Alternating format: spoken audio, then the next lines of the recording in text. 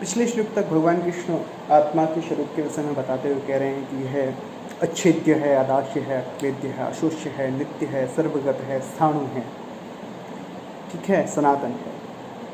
तो सारे ही संसार की किसी भी क्रिया से, किसी भी संसार के विवर्त से, परिवर्तन से आत्मा पर कोई विकार, कोई परिवर्तन नहीं आता, आत्मा पर कोई प्रभाव नहीं पड़ता। वह सभी प्रभावों से परे है, सभी परिवर्तनों से परे है। आगे उसी आत्मा के स्वरूप को, क्योंकि अर्जुन मोहग्रस्त है और अर्जुन उन सब के लिए शोक कर रहा है जो नाशवान हैं, और उनके भीतर स्थित जो अविनाशी है अर्जुन के लिए वह विस्मृत है। उसके अवधान में वह सनातन नहीं है, वह नित्य नहीं है, अपितु वह अनित्य, वह कालिक चीज़ें जो कि नाशवान हैं, उनके प्रति वह मोहग्रस्त है, और उनके मोह के कारण वह ऐसा कहता है कि मैं युद्ध नहीं करूँगा। तो आगे कहते हैं कि अव्यक्तोऽयमचिन्त्योऽयम् अविकार्योऽयमुच्यते तस्मादेवं विदित्वैनं नानुशोचितुमर्हसि। अव्यक्तः अयम् अचिन्त्यः अयम् अविकार्यः अयम् उच्यते तस्मात् एवं विदित्वा एनं न अनुशोचितुम अर्हसि। आत्मा के ही विषय में कहते हैं कि अव्यक्तः अयम, कि यह अव्यक्त है, अयम अव्यक्तः, यह व्यक्त नहीं होती है, यह हमें हमारे अनुभव में नहीं अटती है कहीं भी। यह जैसे सांसारिक जो भी पदार्थ हैं, बीज में वृक्ष अव्यक्त अवस्था में विद्यमान होता है, व्यक्त वह बाद में जब वह वृक्ष के रूप में परिणत हो जाता है तो उस बीज में विद्यमान जो अव्यक्त है वह व्यक्त रूप में आ जाता है। लेकिन आत्मा कभी भी व्यक्त रूप में नहीं आती है। आत्मा कभी भी कोई मूर्त स्वरूप धारण करके हमारी इंद्रियों का विषय नहीं होती है। ना वो आँखों के द्वारा देखी जा सकती है, ना कानों के द्वारा सुनी जा सकती है, ना जिह्वा के द्वारा उसे चखा जा सकता है, ना त्वचा उसका स्पर्श ही कर पाती है। तो आत्मा किसी भी इंद्रिय का विषय नहीं है, आत्मा कभी भी प्रत्यक्ष का विषय नहीं है। इसलिए आत्मा इंद्रियजन्य प्रत्यक्ष का विषय नहीं है, इसलिए आत्मा अव्यक्त है। अव्यक्त है अयम, अचिन्त्य है अयम, और यह अचिन्त्य है। इसका चिंतन नहीं किया जा सकता। चिंतन से तात्पर्य है कि यदि मन और बुद्धि के द्वारा हम आत्मा को समझना चाहें, आत्मा का अनुभव करना चाहें, तो वह संभव नहीं है। आत्मा मन और बुद्धि की सीमाओं से परे है, क्योंकि वह वेदांत दर्शन में इसी का हम विस्तृत रूप देखते हैं, और उपनिषदों में भी संकेत मिलता है, तो वाचो निवर्तन्ते अप्राप्य मनसा सह इत्यादि, कि इसे बुद्धि और मन से नहीं समझा जा सकता। बुद्धि और मन की सीमाओं से परे जो है वह आत्मा है। तो अव्यक्त है अयम, यह अव्यक्त है, व्यक्त नहीं होती है। अचिन्त्य है अयम, यह अचिन्त्य है, इसके विषय में चिंतन नहीं किया जा सकता। मन और बुद्धि के द्वारा इसके विषय में मनन और चिंतन और विमर्श नहीं किया जा सकता। यह अनुभूति का विषय अवश्य है, और आत्मानुभूति का विषय अवश्य है। ये स्वयं ही स्वयं को अनुभव कर पाता है। अव्यक्त है अयम, अचिन्त्य है अयम, अविकार्य है अयम उच्यते।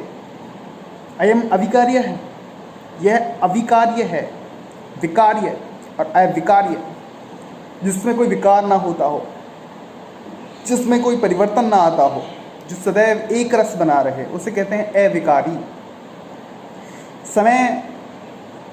समय के प्रवाह में जो कभी भी अपने स्वरूप में कोई भी परिवर्तन नहीं करता, वह अविकारी है। तो यह अव्यक्त है, अचिन्त्य है, अविकारी है। अयम उच्यते, यह कहलाती है।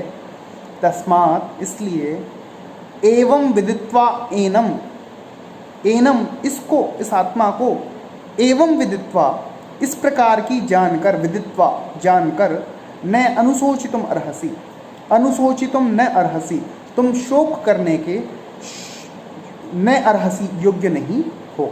हे अर्जुन, तुम्हें किसी भी विषय में, किसी भी प्राणी के विषय में, किसी भी प्राणी के जीवन के विषय में शोक नहीं करना चाहिए, क्योंकि वह आत्म रूप में अव्यक्त है, अचिन्त्य है, अविकारी है, उसमें कोई विकार नहीं आता, कभी उसकी मृत्यु नहीं होती, कभी उसका जन्म नहीं होता। तो इसलिए तुम इसको ऐसा जानकर, तस्मादेव विदित्वैनं नानुशोचितुम् अर्हसि, इसलिए तुम इसको ऐसा जानकर, आत्मा को ऐसा समझकर इसके विषय में शोक करने के योग्य नहीं हो।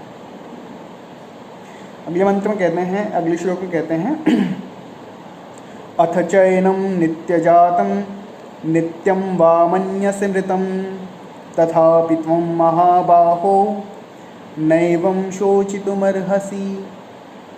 अथ च एनं नित्य जातम, अथ च और यदि, एनम इसको, चैनम च एनम, नित्य जातम नित्य ही जन्म लेने वाला, जातम उत्पन्न होने वाला, जन्म धातुगत प्रत्यय जन्म लेना, उत्पन्न होना, पैदा होना, नित्य जातम नित्य ही जन्म लेने वाला, जात उत्पन्न होने वाला, नित्यम वा मन्यसे व्रतम, नित्यम वा अथवा वा नित्यम नित्य ही, मृतम मन्यसे मृत मरने वाला, मन्यसे मानते हो, अथचैनम नित्य जातम यदि तुम इसे नित्य जन्म लेने वाला, नित्यम वा मन्यसे व्रतम अथवा नित्य ही मर जाने वाला समझते हो, अगर तुम ऐसा समझते हो कि आत्मा नित्य ही जन्म लेती है और आत्मा ही उसकी ही मृत्यु हो जाती है, तथापि तुम महाबाहो नैवं शोचितुमर्हसि, तथापि फिर भी उस अवस्था में भी तुम महाबाहो, हे महान भुजाओं वाले, हे महान बाहुओं वाले अर्जुन, तुम न एवं शोचितुम अर्हसि, एवं शोचितुम न अर्हसि, एवं इस प्रकार शोचितुम शोक करने के न अर्हसि योग्य नहीं हो। अगर तुम आत्मा को ऐसा भी मान लो कि आत्मा नित्य ही जन्म लेती है और आत्मा की मृत्यु भी हो जाती है, नित्य ही उसकी मृत्यु होती रहती है, तो भी तुम इस विषय में शोक करने के योग्य नहीं हो। क्यों योग्य नहीं हो? क्योंकि आगे कहते हैं कि जातश्च हि ध्रुवो मृत्युर्ध्रुवं जन्म मृतस्य च तस्मादपरिहार्येऽर्थे न त्वं शोचितुमर्हसि। जातस्य हि ध्रुवो मृत्युर्, जातस्य मृत्युः ध्रुवः, जातस्य जिसने जन्म लिया है, जो उत्पन्न हुआ है, जो पैदा हुआ है, ही मृत्युः ध्रुवः, उसकी जो मृत्यु है वह ध्रुव है, अटल है, निश्चित है, अकाट्य है। जातस्य ही ध्रुवः मृत्युः, मृत्यु ध्रुवः, उसकी मृत्यु ध्रुव है, अटल सत्य है। ध्रुवम जन्म मृतस्य च, और मृतस्य जो मर गया है, जो मर चुका है, जिसने अपनी देह त्याग दी है, मृतस्य जन्म ध्रुवम, उसका जन्म निश्चित है, उसका जन्म अटल सत्य है।